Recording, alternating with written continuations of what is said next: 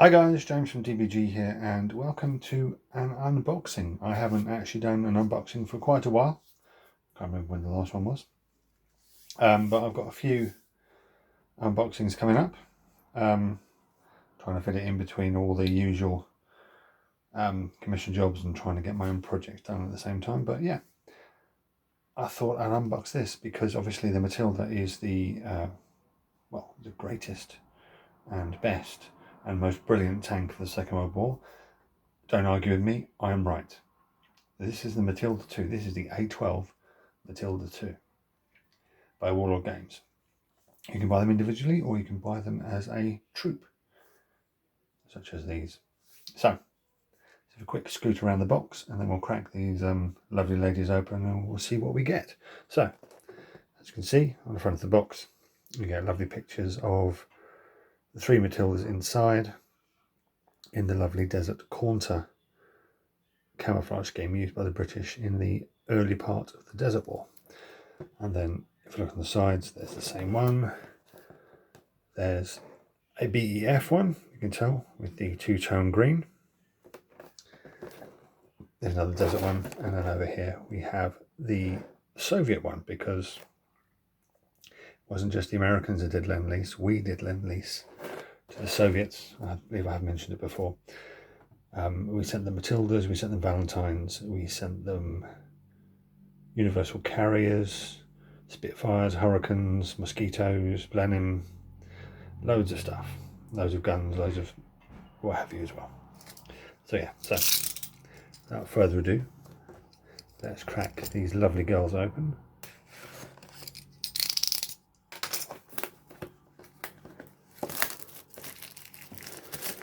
And we'll see what we get. I actually haven't seen this. I've seen lots of people paint this and use it in games. And obviously I've seen the resin version, but I actually haven't seen the plastic kit. So, the first thing that comes out is the damage markers. It's all very handy and they're very cool. They're good for Flames of War as well, by the way. And then out comes everything.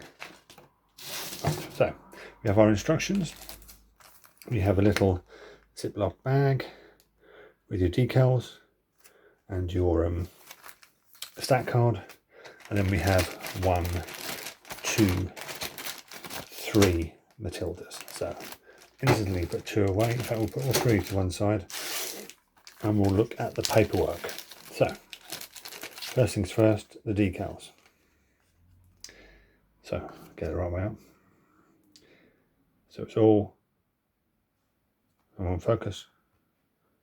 There we go. It's all laid out. So at the top you have the Soviet one, and then you have the BEF one down here, and the desert one there. My ones are going to be in the desert.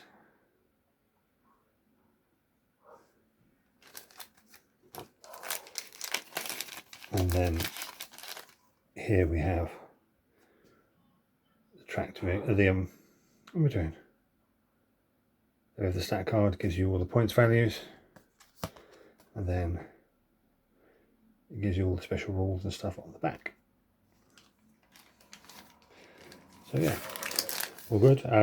If these decals are the same as normal Warlord decals, they'll do very well. So let's have a look at the instructions. So we've got a lovely picture there of the Matilda majestically advancing across the battlefields of North Africa. So yeah, we have some blurb about the Matilda there. We have all the statistics there. Come on, focus. So number of crew, the number produced, top speed, which is only 16 miles an hour, and that's probably going downhill. But it was an infantry tank, so it was designed to be slow to keep up with the infantry because it was designed to support infantry, hence the name. And then we have the armament, 2-pound anti-tank gun, which isn't as bad as people make out. Okay, by 1942, when these things were phased out, the 2-pounder struggled to get through the up armoured Panzer 3s and 4s, but it could still rip through the rear armour of both those tanks. It's just unfortunate that the mechanical quality of the engines and components like that meant that Matildas broke down an awful lot, which is probably where the reliability comes from. But the 2-pounder was a good gun at the beginning of the war, right up until about 1941.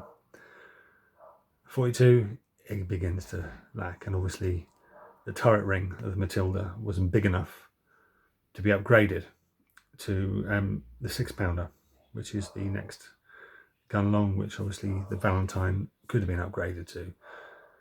So yeah, and it has one Beezer 7.92mm machine gun, which meant that it could capture German ammunition, which is quite handy.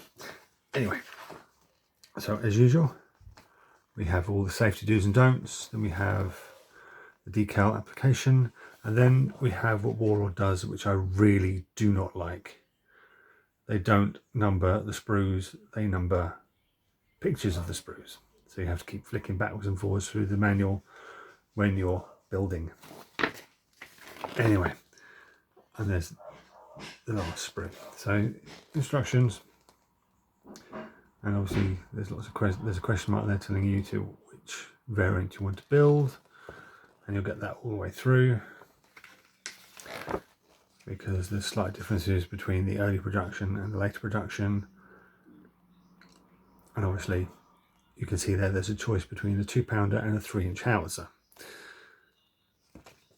which was a close support variant which fired smoke and HE. So yeah, it looks like quite an easy, nice tank to build. And then we have the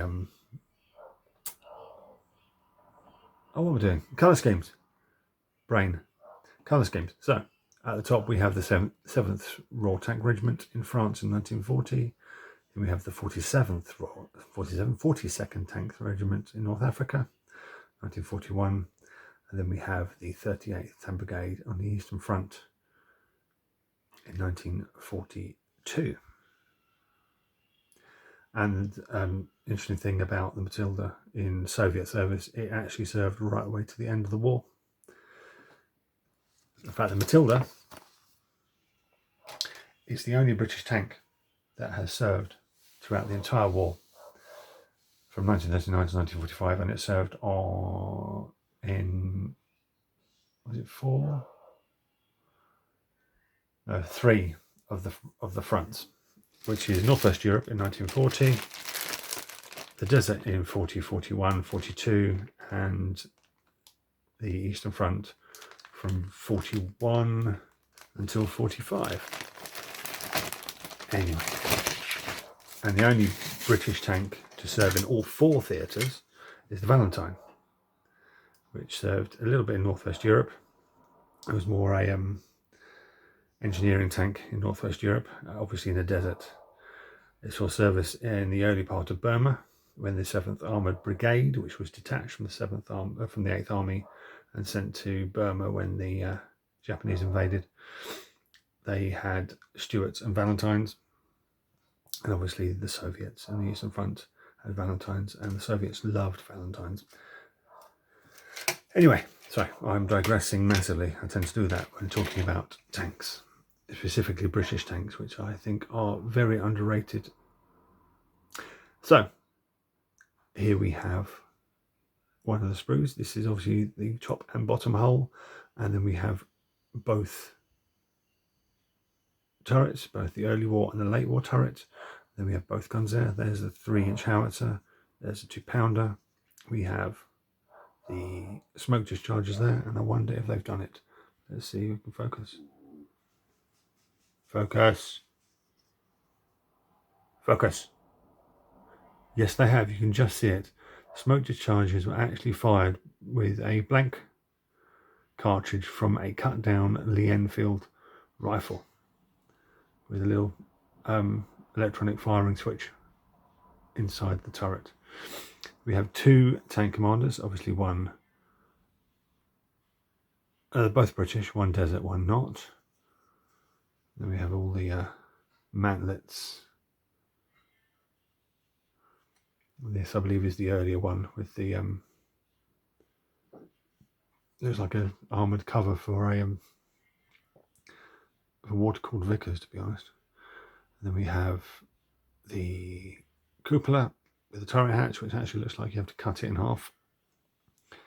And then we have the other turret, antenna mounts, coax machine gun, etc, etc, etc. So yeah, it looks quite crisply moulded. Doesn't seem to be too many mould lines.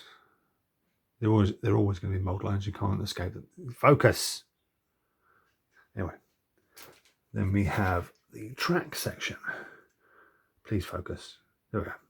And the two types of track.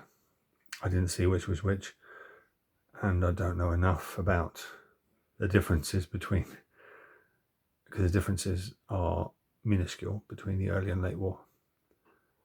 But yeah, so there's the tracks with the iconic mud chutes, which actually clogged up and made the tank stop quite regularly. We have the tracks, which were all steel construction. There's no rubber pads. And we have spare track links, etc., etc., searchlights, storage boxes, etc., etc. Yeah, there you go. And then last but not least, we have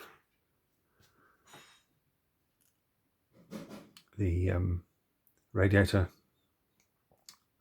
grills, the exhaust units, and the auxiliary fuel tank, which, unique to pretty much any tank, could be detached and dropped off in battle if everything got a bit hairy. But it did involve one of the crewmen getting out of the tank and detaching the fuel line before the fuel tank popped off. So yeah, it's quite a dangerous thing to do, but you could do it if there's lots of hot stuff flying around. So yeah, there's 3 of those lovely ladies. And, I have to say, I do love the Matilda. She's the bestest of the best when it comes to British tanks in the Second World War. We both know she's not. We both know the British tanks in the Second World War were a bit lacking and didn't improve until the Comet and the Centurion. But the Centurion never saw service in the Second World War. She was just a little bit too late. Anyway, so there we go. There's the unboxing of the Matilda 2 tank troop from Warlord Games. I'm going to enjoy building these when I get around to doing it. I don't know when I will, but I've got some other bits to go with it, some infantry and stuff to do some stuff. Anyway, as usual, do check all the links and stuff in the description for all our social media, Goblin Gaming, Patreon, the other sponsors that I can never remember. I apologise every time. And as usual, take care, stay safe, and I'll catch you guys next time.